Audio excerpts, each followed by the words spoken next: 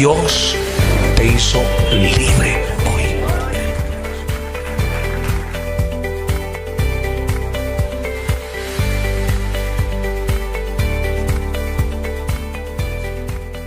Desocupa tus manos y aplauda al Señor con alegría. Gloria a Dios. Gloria a Dios. Amados hermanos, bienvenidos todos al tema número 46 del estudio de la palabra de Dios, de la epístola o de la carta a los romanos. Este es el tema número 46. Este tema se titula El remanente de Israel. El remanente de Israel, como dice allí el título. Hemos leído el versículo 1, donde habla el apóstol Pablo acerca de que Dios no ha desechado a su pueblo, o sea, a Israel. Israel fue creado, para resumir, fue creado por un solo hombre llamado Abraham. Dios llamó a Abraham, Dios lo llamó, Dios le dijo: de ti voy a levantar una nación grande. Y él aceptó ese llamado, y al aceptar ese llamado, automáticamente él empezó, ¿verdad?, a seguir en el plan de Dios, a continuar en el plan de Dios. Caminó con Dios, vivió en santidad, demostró su fe, demostró su confianza en el Señor. Y así pasaron el tiempo, pasaron muchos siglos, y, amados hermanos, la nación que Dios había prometido se empezó a manifestar. Creció y fue mucha.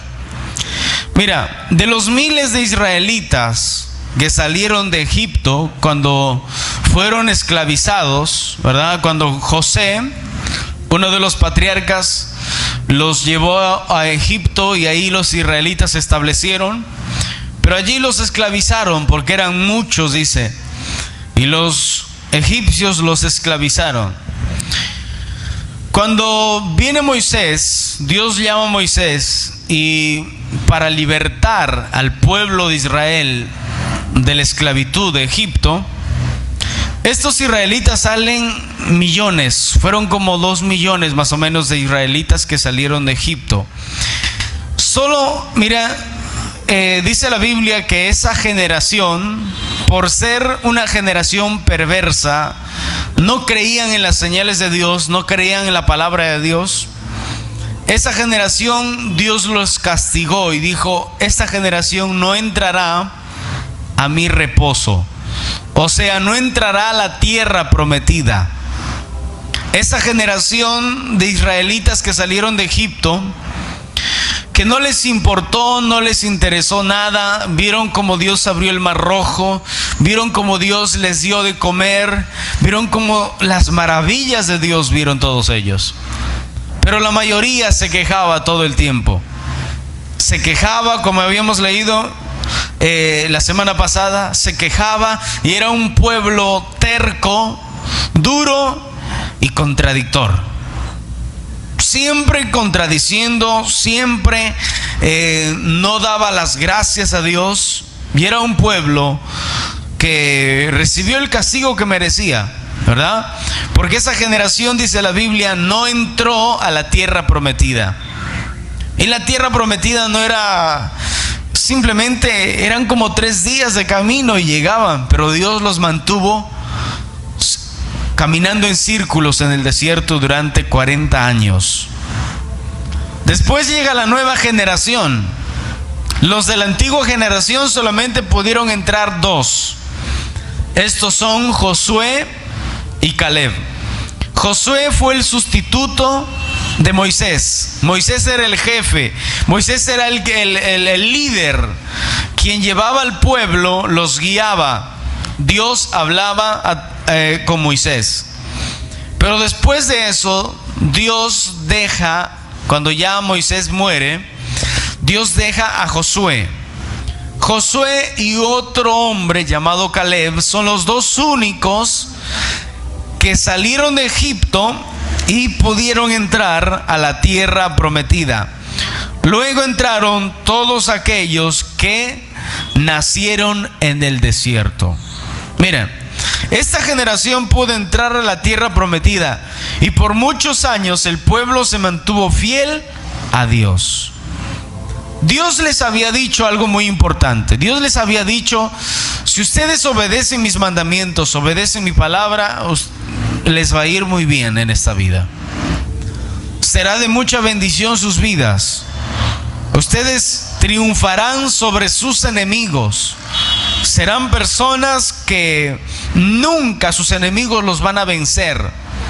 Y bueno, mientras ellos se mantuvieron en la obediencia, pues Dios fue fiel con ellos. Pero pasados los años se olvidaron de los mandamientos del Señor y siguieron sus impulsos carnales, pecaron en gran manera. Como resultado vinieron consecuencias terribles, consecuencias que los pueblos vecinos lo empezaron a invadir. Los filisteos, los enemigos acérrimos del pueblo hebreo, de los judíos, de los israelitas, los mantuvieron en servidumbre por mucho tiempo. Sufrieron hambre, sufrieron sequía, sufrieron plagas. Sus enemigos les afligían. A pesar de que la mayoría se apartó de Dios, escuchen, hubo un remanente que guardó su palabra y como resultado ellos gozaron de sus bendiciones, aún en medio de la crisis. ¿Qué nos enseña esto, hermanos amados, a nosotros? Mira, si usted se mantiene fiel a Dios, obedece a Dios en todo lo que el Señor habla en su palabra, si usted obedece a Dios, por más que venga la peor crisis que venga al Perú, a la nación, lo que sea, escúcheme, Dios le va a proveer. Dios será fiel con usted, porque usted se mantuvo fiel a Dios. Amén. Dios nunca le va a desamparar, nunca le va a dejar solo. Miren, un ejemplo. Dice que el profeta Elías, por mandato de Dios, como castigo, porque el pueblo de Israel estaba pero lleno de idolatría, se habían olvidado de Dios y el rey era un completo idólatra, adoraba ídolos. Mira, dice que Dios le ordenó y le dijo: di a este rey que no va a llover por 3 años y medio. ¿Se imagina que no llueva por 3 años y medio? Desierto, como justamente Israel es un poco es desierto y un poco es así. Imagínense, 3 años y medio sin llover. La tierra se empieza a cuartear, ¿verdad? Y se empieza a secar todo, no crece absolutamente nada. Pero mira, en esa sequía, todos los que pecaron contra Dios, que se rebelaron, que fueron y pecaron, hicieron lo malo contra Dios, en esa sequía sufrieron mucho. Pero los siervos de Dios, la gente que no quiso adorar ídolos, la gente que obedeció a Dios, dice que Dios lo mantuvo. O sea, Dios le proveyó de comida, de sustento. Aún al profeta Elías, dice la Biblia que unos cuervos venían y le daban su alimento. ¿Se imagina eso? Que una ave que le gusta la carne y todo eso, te traiga un buen trozo de carne en su pico y te diga: mira, toma tu comida. Dice la Biblia que unos cuervos le traían ahí un buen, no sé, quizás un pollo, lo que sea, ¿verdad? Le traían su comida a Elías, el profeta, y le daban. Mira cómo Dios va a mover cualquier cosa. Si usted es fiel a Dios en todo tiempo, habla siempre la verdad, siempre se mantiene íntegro, hablas la verdad aunque sea tu contra, siempre te mantienes fiel, hermanos, Dios nunca te va a abandonar, nunca te va a desamparar. Siempre estará su amparo allí. ¿Me entiendes? Siempre estará allí el Señor proveyendo para ti, para tu sustento, para lo que necesitas, como lo hizo con Elías. El Señor va a hacer cualquier cosa para proveer, para darte el pan que tú necesitas. Ahí es donde verás la gloria de Dios en los momentos difíciles. Es por eso que es mejor ser fieles a Dios, ¿verdad? Si le fallamos a Dios, ahí sí que vamos a cosechar lo que sembramos. Ahí sí cosecharemos todo lo que sembremos. Mira, sufrieron terribles hambres, terribles hambrunas los que se apartaron de Dios. Y ahí es lo que hemos leído el libro de Romanos capítulo 11 versículo 1, que dice: digo pues, ya, en base a esto que los israelitas desobedecieron todo el tiempo, dice el apóstol, digo pues, ¿ha desechado Dios a su pueblo? Pregunta. Y él mismo se responde y dice: en ninguna manera. Porque también yo soy israelita, dice. Yo soy judío, dice. Yo soy israelita. De la descendencia de Abraham, de la tribu de Benjamín. Dice, versículo 2: ¿no ha desechado Dios a su pueblo, el cual desde antes lo conoció? ¿O no sabéis que dice la Escritura cómo invoca a Dios contra Israel diciendo? Elías invoca a Dios contra Israel diciendo: Señor, a tus profetas han dado muerte y tus altares han derribado, y solo yo he quedado y procuran matarme. En un lenguaje sencillo dice esto. Entonces me pregunto, dice, ¿será que Dios ha desechado al pueblo que él mismo eligió? Acuérdese que Dios le dijo a Abraham que siempre sería su pueblo. Número 2, que estaría siempre con ellos. Número 3, le dijo: los que te bendigan serán benditos, pero los que te maldigan serán maldecidos. Es por eso que yo le digo a usted, esa promesa que Dios le dio a Abraham es la misma promesa que te da Dios a ti. ¿Por qué? Porque la Biblia dice que somos hijos de Abraham por la fe, ¿verdad? Somos hijos de Abraham por la fe. Y todo lo que la gente te desea a ti, ¿verdad? Por ejemplo, si te dicen, ay, que te vaya mal, o te amenazan, o se levantan contra ti, o verdad, si hay alguien que tú le prestas algún dinero y no te devuelve y te hace eso, escuchen, lo que le va a ir a esa persona es peor. Imagínate, es como que la persona tira algo a la pared y le rebota en la cara. Porque la Biblia, que dice: benditos serán los que te bendigan y malditos los que te maldigan. Es por ello que, amados hermanos, tenemos esa completa seguridad, como Dios le dijo a Abraham. Luego dice: yo mismo soy israelita, soy descendiente de Abraham y pertenezco a la tribu de Benjamín. Como ustedes bien saben, hay en la Biblia un relato en donde dice que Elías se queja con Dios acerca del pueblo de Israel. Allí Elías le dice a Dios: Señor, han matado a tus profetas y han destruido tus altares. Yo soy el único profeta que queda con vida, y también a mí me quieren matar. O sea, en ese tiempo,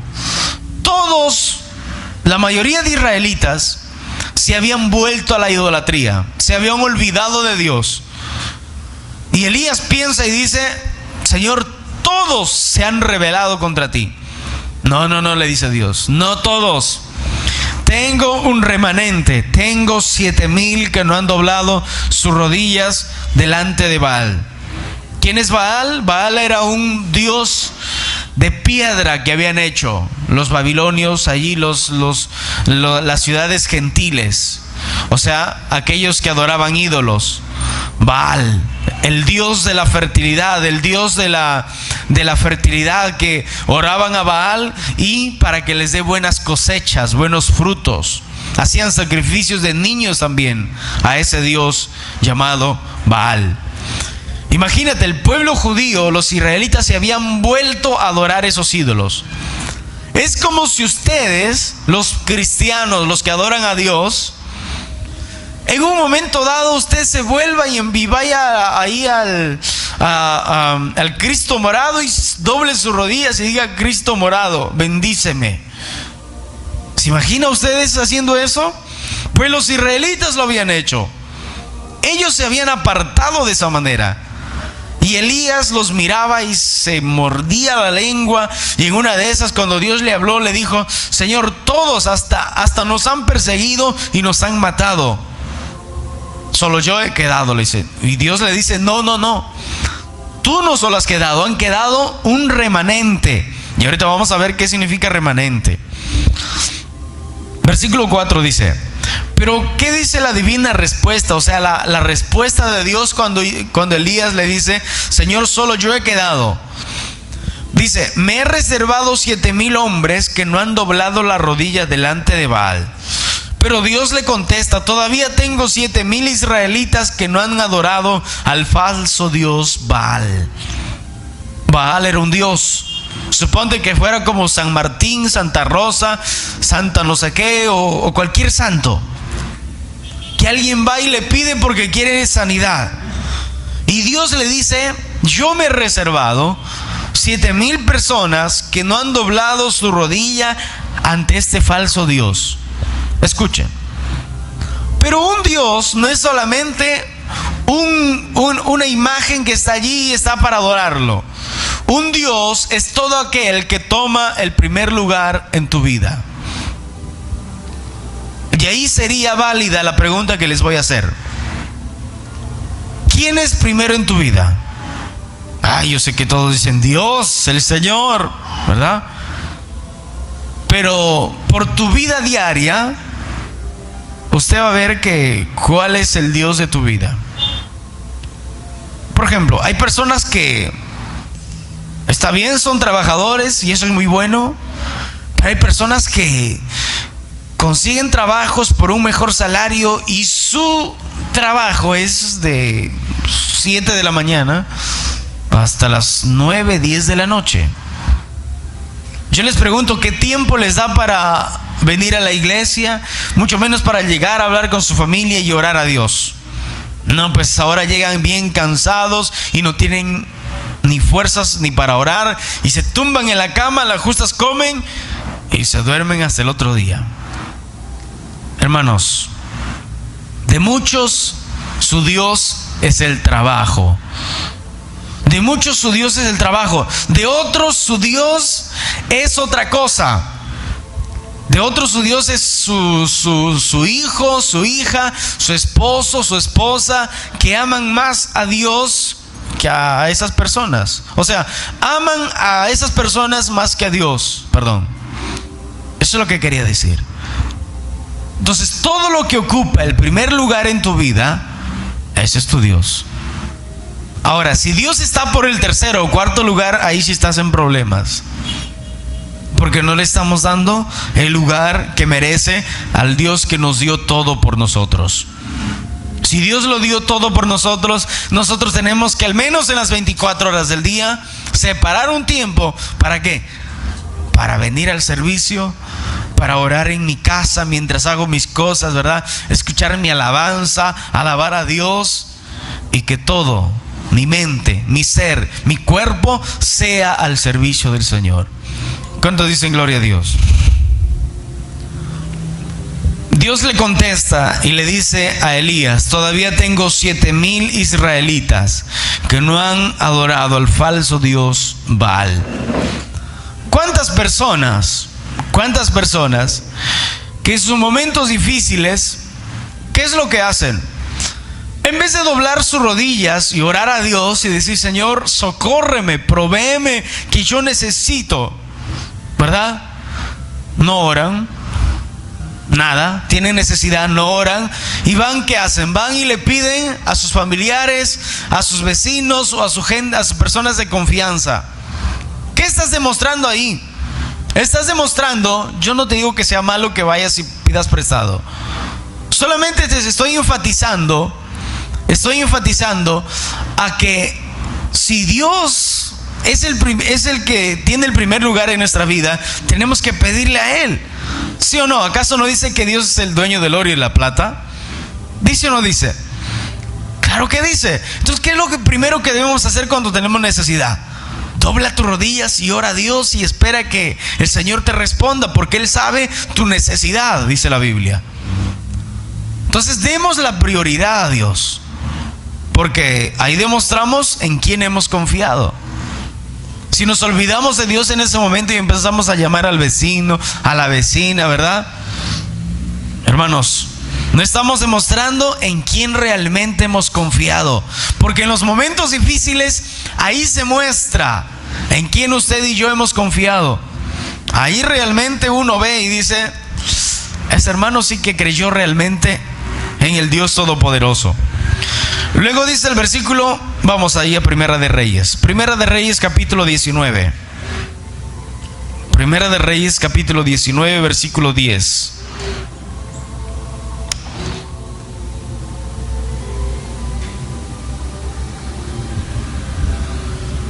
Diga gloria a Dios.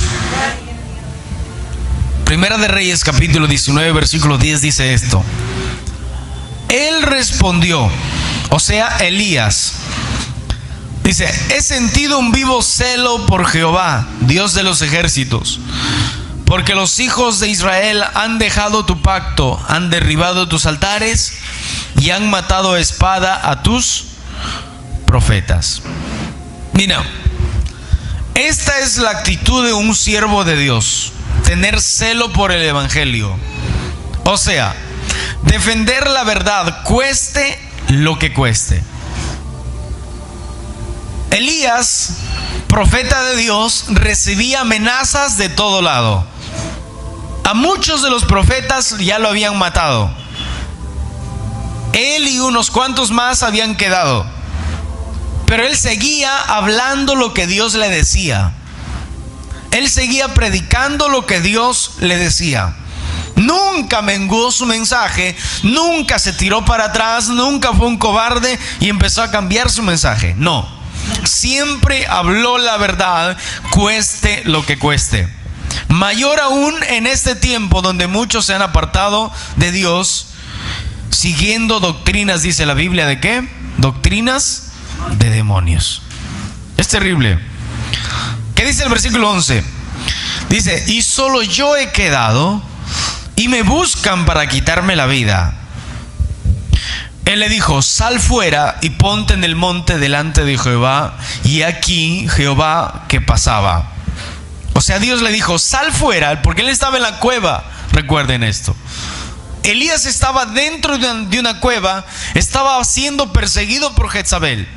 Jezabel lo había amenazado, le había dicho: así como tú mataste a mis profetas, igual te voy a hacer. Te voy a matar. Y el hombre se asustó, se deprimió y se metió en una cueva. Mira lo que le dice Dios: sal fuera y ponte en el monte delante de Jehová. Y he aquí que Jehová pasaba. O sea, la presencia de Dios pasaba por ese lugar. Y dice: presten mucha atención, yo quiero que vayan con mucho cuidado. Y un grande y poderoso viento que rompía los montes, era poderoso, mira, y quebraba las peñas delante de Jehová. O sea, era algo sobrenatural, no era un torbellino, no era un huracán, era algo más fuerte. Y dice: pero Jehová, ¿cómo dice? Resalte esto: pero Jehová no estaba en el viento. ¿Por qué les hago hacer esto? Ya usted lo va a entender en un ratito. Dice: y tras el viento un terremoto. O sea, hágase en cuenta que vino un huracán, movió todo, y tras eso vino un terremoto, tembló la tierra. Pero Jehová, ¿qué dice? No estaba en el terremoto. Y tras el terremoto un fuego, pero Jehová no estaba en el fuego. Ahora vamos a materia. Esto, amados hermanos, estos versículos que acabamos de leer nos enseña que no todos los milagros quiere decir que son de Dios. A ver, otra vez. Estos versículos nos enseñan que no todos los milagros, no todas las señales, no todos los prodigios que se ven en una iglesia quiere decir que son de Dios. ¿Por qué? En todas las iglesias, créame, no está Jesús en todas las iglesias. Ahora lo va a entender por qué. Hoy en día muchos se dejan llevar por las señales que muchos apóstatas, ya vas a ver qué significa apóstatas, lo hacen y arrastran a miles de personas a su centro de mercancía de la fe, donde hay milagros y hay muchas sanidades. Y créame, a veces ya parece el acto de un mago, que hasta hacen aparecer, lo convierten el agua en vino. Tremendo es eso, pero mira lo que dice la Biblia. Yo quiero que escuchen un versículo que les voy a leer. Libro de San Mateo, capítulo 24, versículo 24. Solamente anote y preste mucha atención. Jesús hablando y diciendo, y dice: porque se levantarán falsos cristos. ¿Cómo? Se levantarán falsos cristos. Luego dice: y falsos profetas. Un profeta significa que alguien que predica la palabra, un pastor, un evangelista o lo que sea. Falsos profetas. Y dice: y harán grandes señales. O sea, no van a ser gente que está ahí intentando engañar a la gente. No, van a hacer grandes señales. ¿Quién van a hacer grandes señales? Algunos falsos profetas. Y dice no solo eso, dice: y prodigios, de tal manera que engañarán, si fuere posible, aún a quién, a los escogidos. Y usted se preguntará y dirá: pero ¿por qué los escogidos serán engañados? Por la ignorancia de la palabra de Dios. Porque piensan que donde hay un viento así fuerte como lo vio Elías, donde tiembla, donde hay fuego, piensan que está la presencia de Dios. Y no es así. Elías lo supo, hermanos. Elías sabía discernir muy bien. Elías escuchó el viento y dijo: no, ahí no está Dios. Elías vio que la tierra temblaba, aún así él dijo: ahí no está Dios. Elías vio fuego, aún así dijo: ahí no está Dios. Escuchen, no todos los milagros, no todas las sanidades que se ven en una iglesia quiere decir que sean de Dios. Ahora, mira, escuchen muy bien. Nos tocó vivir esta parte de la historia de la iglesia, donde la gente que se apartó de las enseñanzas de Dios han llegado a practicar actos parecidos a la brujería. Si usted entra a internet, ¿verdad? Ahí por YouTube, usted va a ver miles de... Si usted pone milagros de Dios, inmediatamente va a aparecer cantidad de videos donde supuestamente o aparentemente son milagros de Dios. Pero escuchen, para creer que esos milagros son realmente de Dios, porque Satanás también tiene poder, así que puede aparentar alguna cosa, ¿verdad? Pero escuchen, una iglesia que es de Dios, que Cristo está allí, es cuando la gente ha cambiado realmente. Es cuando la gente ha dejado de la idolatría. Es cuando la gente ha nacido de nuevo, se arrepintió de sus pecados y ahora son nuevas criaturas. Pero iglesias que enfatizan los milagros, las sanidades, los prodigios, solamente eso, y no les predican sobre sus pecados, ahí sí me atrevo a decir lo que Jesús dijo: por sus frutos los conocerán. Seguimos. Nos tocó vivir esta parte de la historia donde la iglesia, muchos cristianos se han apartado de las enseñanzas de Dios para practicar actos parecidos a la brujería. Mira, yo vi un video de un pastor en el África, en Nigeria, donde les dice: ustedes quieren recibir el poder de Dios, y toda la gente dice amén. Salgan al patio de afuera y empiecen a comer ese pasto que está allí y van a recibir el poder de Dios. Ay, usted se ríe, pero eso es verdad. Y la gente como loca sale y a las ganadas empieza a comer el pasto. Usted puede tomarse de la frente y decir: ¿hasta dónde hemos llegado? Pero créeme, eso ha pasado. Eso ha pasado y es indignante. Para recibir poder de Dios, quieren recibir, mira, eso es por ignorar la palabra de Dios. La gente ignora y la gente hace lo que quiere. Esto pasó en el Perú. La manguera ungida, quizás lo han visto por allí. ¿Qué es la manguera ungida? Un hombre, es que parecen cristianos, parecen de sana doctrina, parecen que son iglesia cristiana, parecen. Estaba un pastor predicando allí, hablando, ministrando, y en eso agarra un agua y toma, ¿no? Y se le ocurre, dice, estaba orando ahí por la gente, se le ocurre echarle un poquito. Y cuando la persona sintió el agua, empezó a temblar ahí, a saltar. Escuchen, por eso les digo, se parecen, pero tienen que discernir muy bien allí. Luego se le acabó su agua y dijo, tráigame más. Y a alguien se le ocurrió la idea y dijo, mejor ponle ahí al caño una manguera y dale al pastor que le eche. Y agarró la manguera y empezó así. ¿Y saben qué? Preste este detalle. La gente, mira, Dios te puede hacer danzar, el Espíritu de Dios te puede hacer danzar de una manera tremenda, pero no vas a estar allí haciendo un desorden y cayéndote uno sobre otro y un desorden total. Alguien que danza en el Espíritu no se chocan ni nada, porque es el Espíritu quien los controla. Pero cuando no es así, uno sobre otro, es un cargamontón, como juego de muchachos de 5 años. Y escuchen, y decía, tráigame, por ejemplo, veía así a una muchacha que estaba ahí con una blusa y nada más eso, y decía, tráigame esa muchacha, y lo apuntaba, ¿sabes dónde? Por la altura de aquí. Y usted sabe que cuando le echa agua a una blusa, ¿qué pasa? Todo se trasluce. Tremendo, hermanos, terrible. Escuchen, parecen cristianos.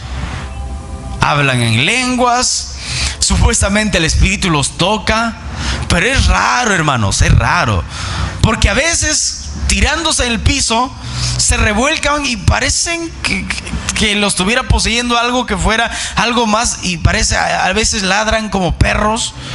Y hermanos, eso ya no es de Dios. Por eso les digo, parecen cristianos. La manguera ungida, los bailes sensuales, ¿verdad? Hay canciones, alabanzas que tienen buena letra, pero escuchen, un día vi ese video y lo escuché, oye, esa es bonita esa canción. Jehová es mi pastor y nada me faltará.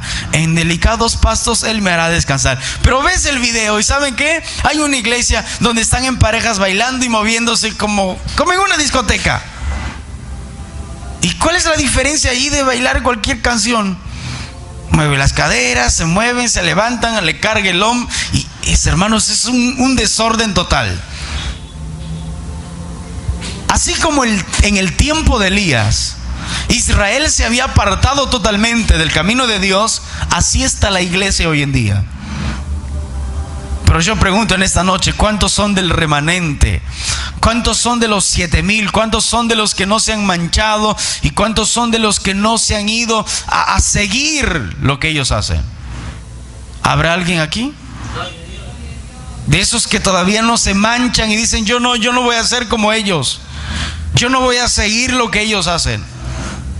Por eso que la palabra del Señor nos enseña que debemos instruirnos cada día, alimentarnos de su palabra.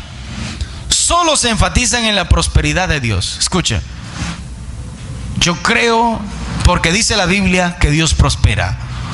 Lo creo y lo seguiré creyendo. Pero escuchen, esta gente enfatiza tanto esto que se inventa cosas y solamente te habla de la prosperidad. Dios te quiere hacer rico. Cristo no vino para que tú andes allí pobre, sin trabajo, sin nada. Cristo vino para hacerte millonario, rico. Y cosas así.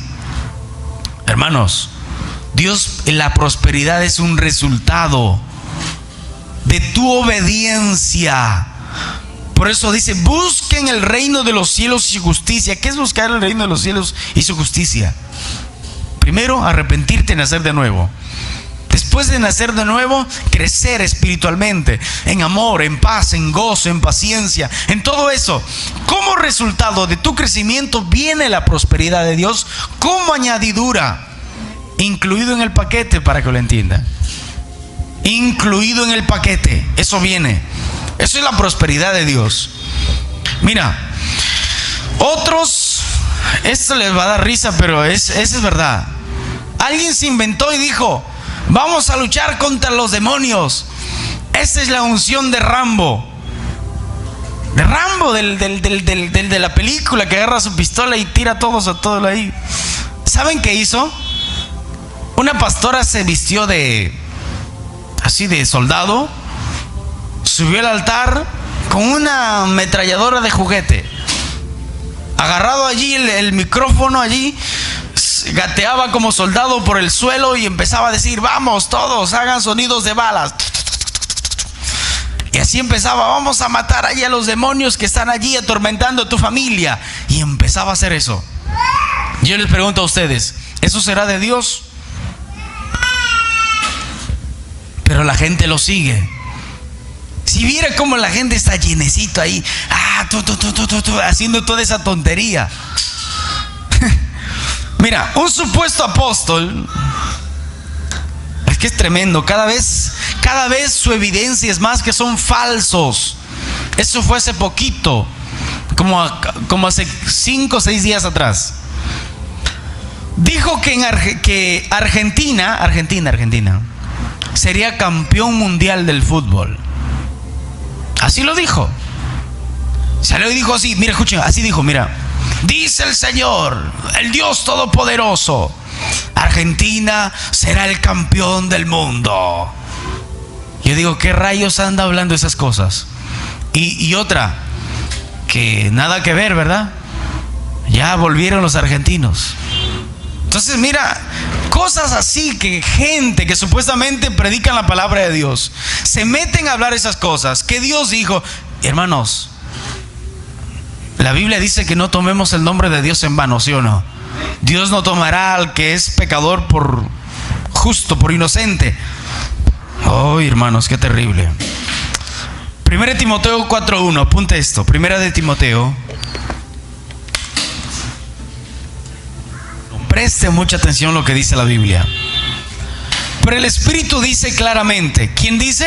El Espíritu de Dios.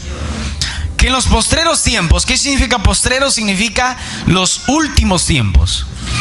Algunos apostatarán de la fe, escuchando a espíritus engañadores y a doctrina de demonios. Apostasía significa deserción de la fe o de la verdad. Es como un soldado que se va al ejército y de pronto le parece mal, le parece muy duro, y ¿qué decide? Desertar, irse, ¿verdad? Y ya no aguanto más, esto es muy pesado, esto no es para mí, ¿para qué vengo aquí a perder el tiempo? Así dicen muchos cristianos, supuestamente cristianos. Ay, yo pensé que el camino del cristiano era de bendición, felicidad, amor y nada más eso. Ay, yo no quiero estar sufriendo, mejor estaba en el mundo, dicen, y se van. Eso significa apostasía, deserción de la fe, desertar de la fe. Significa también separador o divisor, instigar a la revuelta. Significa llevar y apartar. O sea, el Espíritu Santo dice: en los últimos tiempos algunos cristianos serán cobardes y se apartarán de la verdad. Hago una pausa aquí.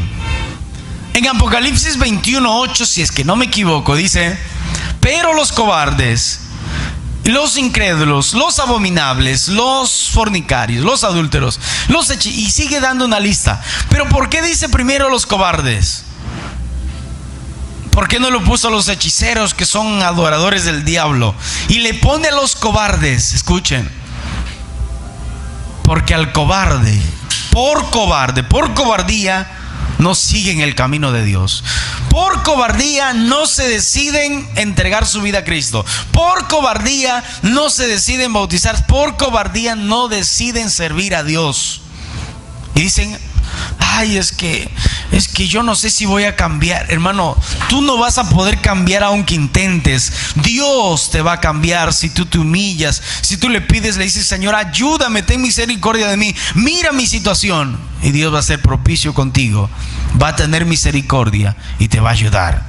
Va a cambiar tu vida y vas a ser distinta, vas a ser diferente. Por eso que Dios le pone primero a los cobardes, porque por cobardes la gente no quiere aceptar a Dios.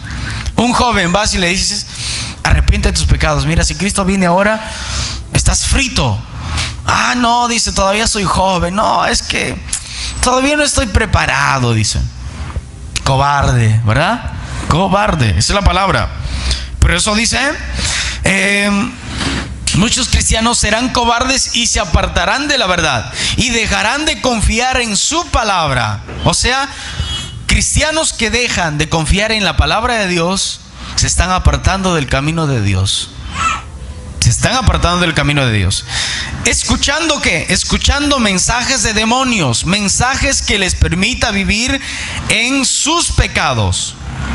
Mira, hay gente que dicen: aquí son muy radicales. Ay, ¿qué les pasa? ¿Dónde está el amor? Aquí son muy duros. No, duros no somos nosotros, dura es la palabra de Dios. Y solamente estamos leyendo, nada más. Imagínate, Juan el Bautista, Jesucristo les dijo: mira, al propio rey, tú eres un adúltero, ¿qué haces viviendo así? Le dijo al rey, y eso no le gustó, ¿verdad? Y hasta que le cortaron la cabeza. Pero él solamente cumplía una labor, y esa es nuestra labor. Por eso que Pablo dijo: yo no estoy para agradarles a ustedes, les dijo Pablo a los Gálatas. Si yo me pondría a agradarles a ustedes, les diría: pues ven a la iglesia, vive como vives, así no hay problema, en adulterio, en fornicación, como estés, así no hay problema, Dios te va a aceptar, al cabo que Dios es amor. No, Pablo le dijo: yo soy siervo de Dios y a Él quiero agradarle. Yo no estoy para agradar a ustedes. Yo les hablo, les predico lo que Él me dijo, y punto. Radical es la palabra. ¿Por qué radical la palabra? ¿Por qué es radical la palabra? ¿Por qué es agresiva la palabra? Porque la palabra de Dios es la única que nos puede sanar, es la única que nos puede hacer entrar en razón y decir: soy un pecador, necesito una ayuda. Porque a la gente le dices: ay, mira, cambia tu vida. Ah, no, ¿de qué voy a cambiar? ¿De qué voy a cambiar? Si yo no maté a nadie, no hice nada. Sí, y empiezan a justificarse. Pero la Biblia, hermanos, la palabra de Dios, como dices, es como espada de doble filo, entra hasta lo más profundo. Yo hablo unas palabras, lo que dice aquí, y en la persona ya Dios le está hablando profundamente, que hace que muchos se molesten y se levantan y se van, ¿verdad? Reniegan. Bueno, adiós, ¿verdad? No vamos a estar diciendo: ay, no te vayas, por favor, se ve el diezmo más jugoso. No. Imagínate el joven rico. ¿Era joven rico, sí o no? Jesús no le dijo: a ver, tú ven para acá, que no escuche nadie. Mira, vas a entrar al reino de los cielos, tranquilo, sigue tu vida como estás. Este joven rico era un idólatra, avaro a su dinero. Pero Jesús no le dijo: ay, mira, no te vayas, por favor, me voy a quedar sin ningún miembro. No, Jesús, bueno, se va, dijo: bueno, se va, chao, hasta luego. Y no estuvo allí, ¿verdad?, haciendo cualquier otra cosa. Y nosotros no tenemos que hacer lo mismo. Tenemos que nosotros seguir las enseñanzas del Señor Jesucristo. Aquellos que no se contentan con la palabra de Dios y dicen: no, acá son muy radicales, se van y empiezan a escuchar mensajes de otros que se han apartado del camino de Dios, que les permiten vivir en su homosexualismo, en adulterio, en fornicación, en todo tipo de pecado. Estas doctrinas no son de Dios y no llevan al cielo, solo conducen a la condenación del infierno. Ese es el camino ancho. Vive como quieres, ¿verdad? Eso es lo que les ofrece la religión. Eso es lo que le ofrecen muchos evangelios o por ahí muchas iglesias. Por eso que están llenas, ¿verdad? Porque mira, predican prosperidad, predican todo lo bueno. Eres un campeón, saca allí tu campeón que tienes dentro. ¿Y qué pasa? ¿Quién quiere aceptar a Cristo? Todos dicen amén. Pues ¿quién no quiere ser rico, sí o no? Arrepiéntete de tus pecados. No les hablan de su pecado, simplemente les hablan de todo lo bonito que les suene a la mente. Por eso que no recuerdo si fue el apóstol Pedro o Santiago, teniendo comezón de oír cosas diferentes, dice la Biblia, se amontonarán falsos maestros y les rascarán el oído con palabras bonitas. Ay, Dios te ama, no importa que tengas 2 mujeres, no hay problema. Dios te ama igual, eres un hijo de Dios. Dios te ama así como tú eres. Cosas así, ¿verdad? Dios ama al mundo, claro que ama a Dios, pero no lo quiere ver en ese estado. O yo te hago una pregunta para que usted piense. A una fiesta bonita donde todos están con trajes hermosísimos, ¿usted lo invitaría a uno que está vestido ahí de mecánico? ¿Verdad? Diciendo, ¿qué le dices? Bueno, tú puedes entrar, no hay problema, pero cámbiate, lávate, límpiate, ponte el traje que tienes allí y entra. Y él dice, no, yo soy así, yo quiero entrar así. ¿Quién lo va a aceptar, verdad? Al cielo no pueden entrar, dice la Biblia, que la carne ni la sangre no pueden heredar el reino de los cielos. Tenemos que nacer de nuevo y tenemos que vivir una vida santa y correcta en la presencia del Señor. Diga gloria a Dios. Denle un aplauso fuerte al Señor.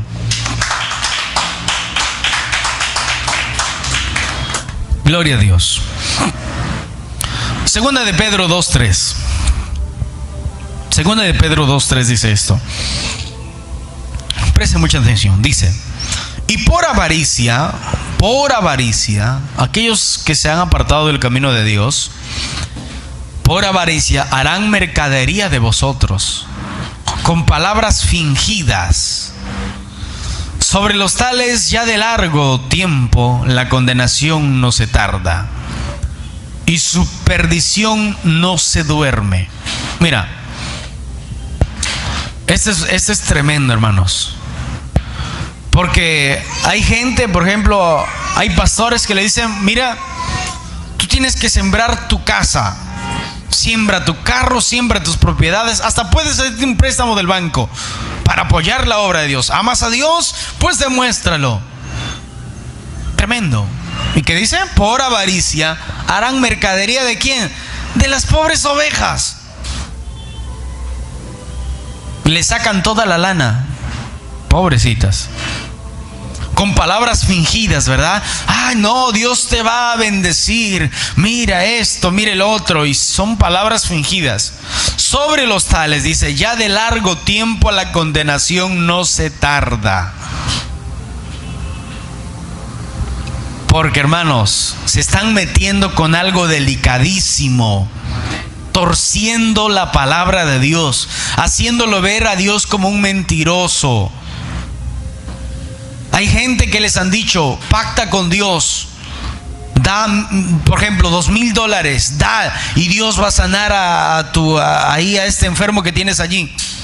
Y han pactado supuestamente, bueno, ahí están mis 2,000, ahora quiero ver el milagro, y no han visto nada.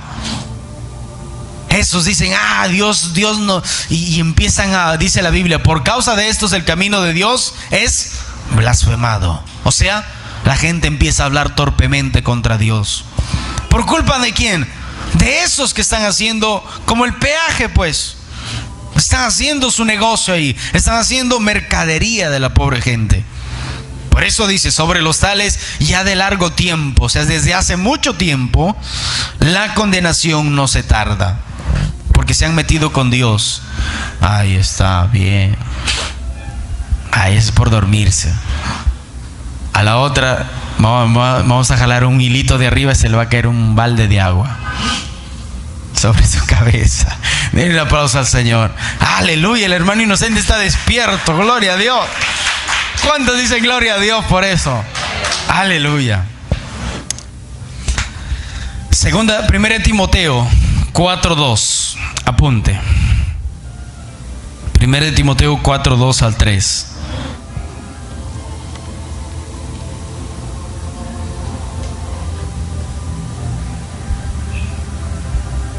Santo es el Señor. Dice la Biblia: por la hipocresía de mentirosos que, teniendo cauterizada la conciencia, prohibirán casarse y mandarán abstenerse de alimentos que Dios creó para que con acción de gracias participasen de ellos los creyentes y los que han conocido la verdad. por la hipocresía de mentirosos, que tienen cauterizada la conciencia. O sea, de aquellos que son ministros de alguna iglesia, de alguna congregación, que mandan, por ejemplo, les dicen: no, el cristiano no puede comer ningún tipo de carne, se va al infierno si come pura verdura. Eso es bueno, para los vegetarianos si quieren, pero no tienen que poner como doctrina, como regla, como algo que un mandamiento de Dios, porque no es mandamiento de Dios. ¿Y qué dice la Biblia? La hipocresía de mentirosos, que teniendo cauterizada la conciencia. ¿Qué significa eso? La conciencia es la que siempre está allí para alertar al ser humano y gritarle al ser humano la palabra de Dios. Pero escuchen, cuando ya no le haces caso a la conciencia por nada del mundo, ¿qué pasa? Pues esa voz que siempre le gritaba es como se apaga, y la gente ya no siente nada. Ahí llega la gente al nivel de que los psicólogos lo llaman la psicopatía, donde son fríos, son calculadores, son gente que no tiene sentimientos, son gente que ya ni siquiera le cuesta algo mentir, estafar, hacer cosas malas, ya no sienten absolutamente nada, tienen la conciencia cauterizada. Estos prohíben casarse, como a los pobres sacerdotes católicos les dicen: usted no se case. ¿Cómo resultado tienen? Sacerdotes violadores de niños, de cantidad de niños, de cientos de mujeres, y sacerdotes homosexuales, para que ustedes puedan entender. Allí entre ellos o entre las monjas, ahí ha habido mucha fornicación, homosexualismo, lesbianismo también allí entre las monjas, y es un mandamiento de hombre, no es algo que viene de Dios. Por eso prohibirán casarse y mandarán a abstenerse de alimentos que Dios creó, que con acción de gracias, o sea, dice, cada vez que usted va a comer algo, tiene que decir: Señor, gracias por estos alimentos. Bendiga, Señor bendito, todas las áreas de la vida de cada persona. Y tienes que dar gracias a Dios por todo ello, en acción de gracias. Dice: participen de ellos los creyentes y los que han conocido la verdad. Entonces esto no es nada malo. A ver, vamos al versículo 13, pero del libro de Primera de Reyes, 19:13. Ahí nos quedamos.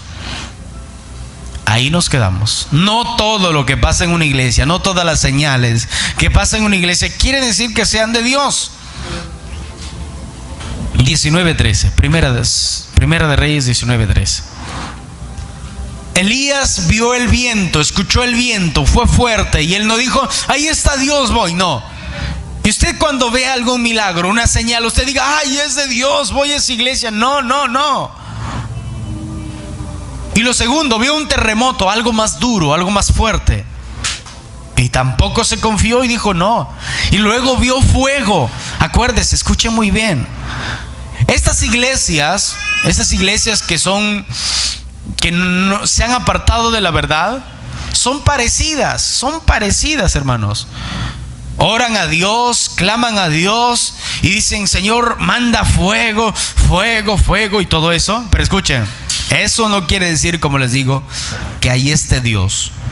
Y luego dice esto, mira, versículo 13 dice esto: y tras el fuego un silbo apacible y delicado.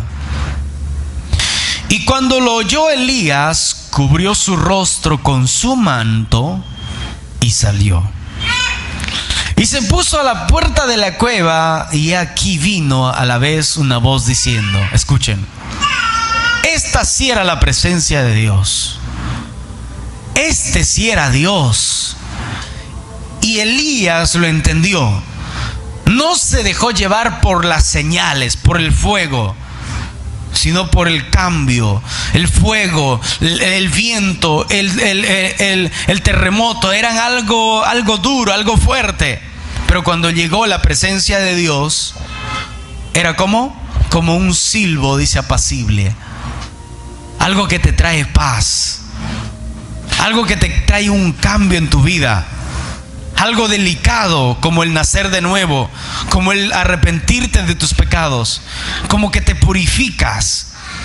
Y cuando lo oyó Elías, cubrió su rostro, porque era la presencia de Dios, con su manto, y salió y se puso a la puerta de la cueva. Y aquí vino en él una voz diciendo, ¿qué le dijo? ¿Qué haces aquí, Elías? Él respondió, he sentido un vivo celo por Jehová Dios de los ejércitos, porque los hijos de Israel han dejado tu pacto, han derribado tus altares y han matado a espada a tus profetas. Y solo yo he quedado y me buscan para quitarme la vida. Mira, pero lo que rescato aquí es que este hombre, Elías, conocía la presencia de Dios.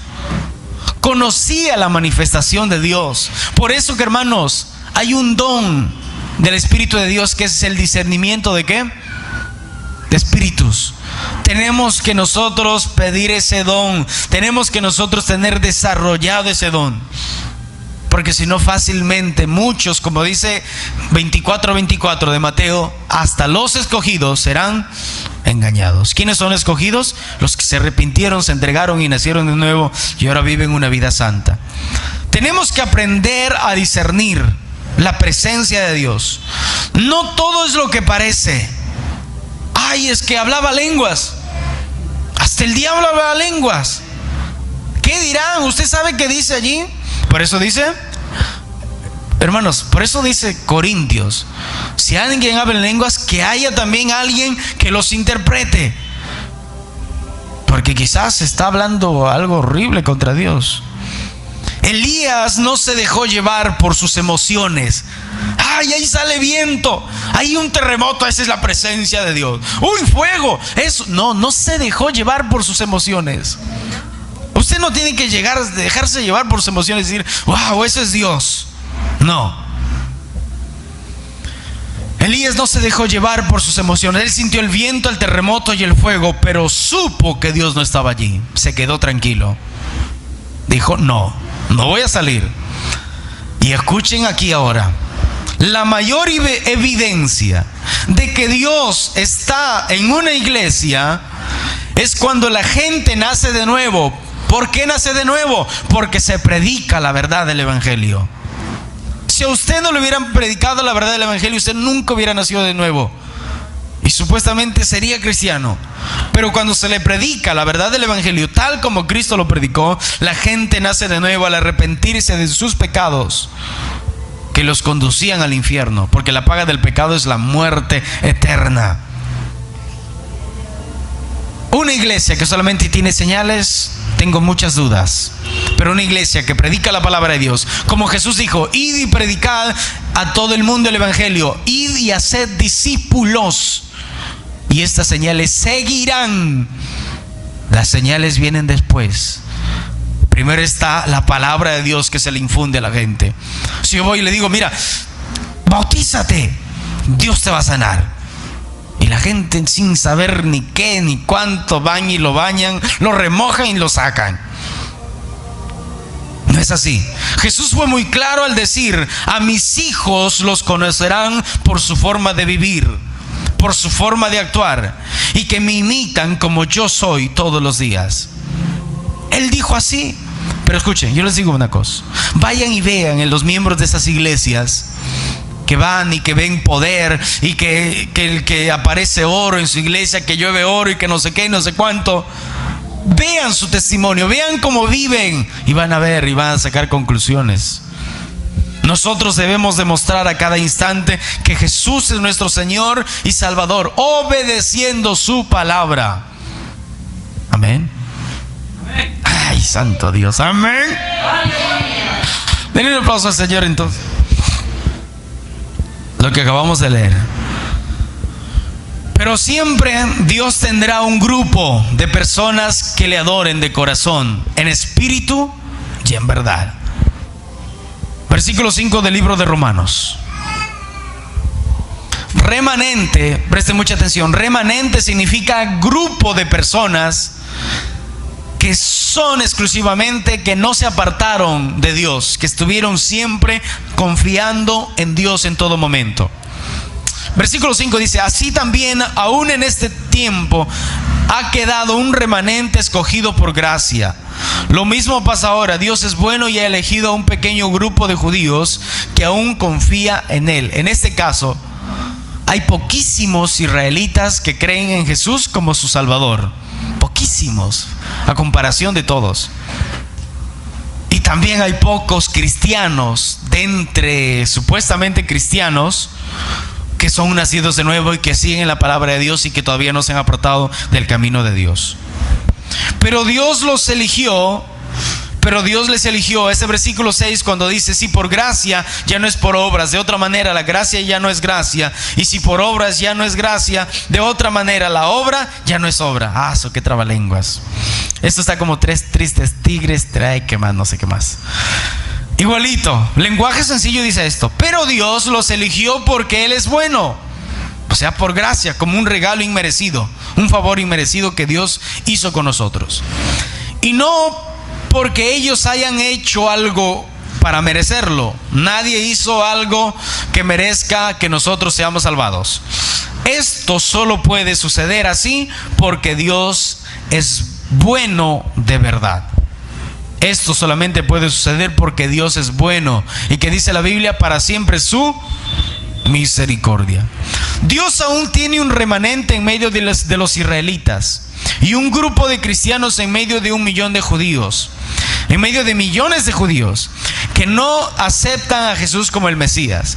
Así como ellos son remanente, así nosotros también seamos remanente. O sea, gente que no se contamina con las cosas del mundo, que aún está caminando por el camino angosto, en la senda antigua, y así el día que Cristo venga por su iglesia lo estemos esperando, listos para ir con Él. Escuchen, la pregunta es: ¿estás preparado para ir con el Señor? Si dices no, pues no estás preparado, viene Cristo y te quedas. Tienes que decir: sí, estoy preparado. Pero la pregunta es: ¿de verdad estás preparado? Mira, hay gente que todavía no se casa, ¿verdad? Y todavía está allí. Ay, como que sí, como que no. Y la intención es esperar un poco más. Bueno, no están preparados. Pero todos aquellos, escuchen, ¿sabe qué es estar preparado? Si tú creíste, te arrepentiste de tus pecados, te entregaste a Cristo, naciste de nuevo y estás perseverando en Dios, pues estás preparado. Y quieres hacer la voluntad de Dios, pues estás preparado. Te arrepentiste, te entregaste y quieres bautizarte, estás preparado. Amén. Estás listo para partir con el Señor. Pero si hay alguien que, no, todavía, ¿verdad? Dios también dice: bueno, te quedas allí. Y eso sí que no le deseo a nadie. La Biblia dice que cuando Cristo lleve su iglesia, Dios dice: ay de los moradores de la tierra, porque Satanás ha descendido con furia, sabiendo que poco tiempo le queda. Amén. Pónganse en pie, vamos a orar a Dios.